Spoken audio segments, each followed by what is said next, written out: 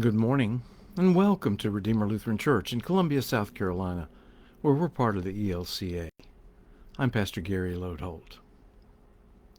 If there is a woman in the Bible other women ought to consider one of their heroines, Vashti is the one. You might never have heard of Vashti, but she was the queen in Babylon when the people of Israel were held in exile there. Before we go further, I need to remind you that society was different then than it is now. In those days, women were subject to their husbands, meant for her husband's convenience, and expected to come when called and do when told. I know, that's not right, but that's how it was. Even more, this would be particularly true of the king. Normal women didn't really approach their husbands without permission, and even more so, you didn't come to the king unless called for, no matter what. More about that later. The king at the time was named Ahasuerus, and at one point he threw a 6-month-long party for the kings of many nations who came to Babylon. During the party, there was a great feasting and drinking of strong drink, and the king was showing off his fabulous wealth. Meanwhile, his wife, Vashti, threw a party for the women who had come along. One day, filled with wine, King Ahasuerus sent for Queen Vashti with the intent for her to appear before his guests so that he could show off her beauty as one of his possessions. Vashti flatly refused to come. She appears to have stood up for herself and refused to be treated as an object or a possession. Vashti struck a blow for women's rights. However, you don't refuse the king that way and get away with it. Vashti was deposed, and the king sought a new queen, finally deciding on a woman named Esther. This week we are looking at the idea of hope through the lens of stories of several Bible women, and today with Esther we're going to see a story of hope in God working behind the scenes. Esther's story is long and complex, and includes her cousin Mordecai, who was one of the king's advisors. The king knew she was beautiful, but what the king didn't know was that Esther was Jewish.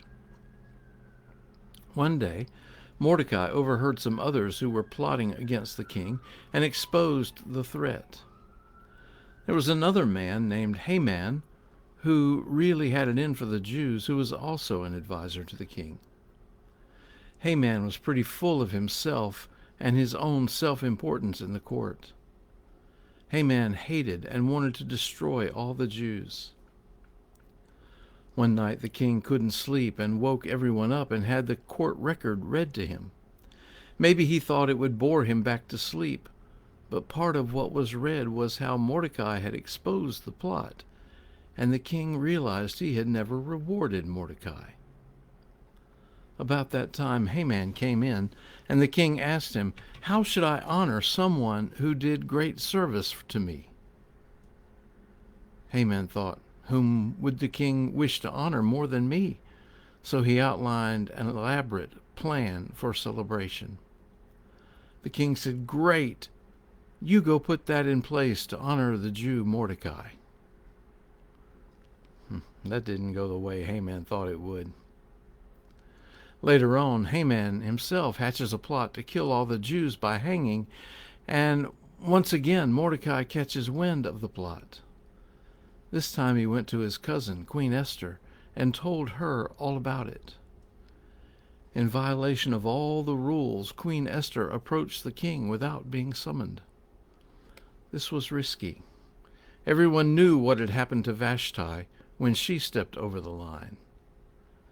However, the fate of her people was at stake, and Esther went in hope that God would act.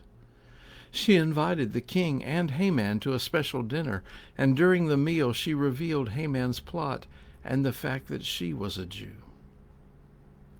Well, the king did respond.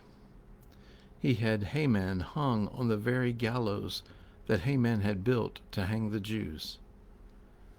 Esther's people were saved. That's quite the story, isn't it? You might see something like this on TV. The really interesting part is that throughout this whole story, God is not mentioned one time. In fact, when they were deciding what would be in the Bible and what would not, Esther almost didn't make it because God is not mentioned. Now, maybe the fact that God isn't mentioned is just the point. The point might be that even when God is not overtly seen, God is still at work, shaping things God's way. God is evident throughout the story, even though God isn't mentioned directly. That may resemble our lives quite often. Many of us aren't always talking about God overtly in our conversations or even reading the Bible constantly, but God is still at work in our lives, behind the scenes, shaping our world. Amidst the everydayness of life, we are caught up in what God is doing, often completely unaware of it. Maybe we even express that when we say the Nicene Creed. We believe in one God, the Father, the Almighty, maker of heaven and earth, of all that is seen and unseen. God is the maker of all, what is seen, but also what is unseen. That's the God in whom Esther placed her trust. Her actions were risky for herself and her position, but she hoped in God and acted in order to save her people. That's the other place where Esther's hope speaks to our own. We hope in God, even when God's presence isn't obvious. We hope in the goodness of God and in God's constant love and care for us. We can rest in hope because God is always at work. In times of goodness, in times of trouble, hope in God. God is there. Thanks for sharing these moments with me, and remember to let this day belong to God.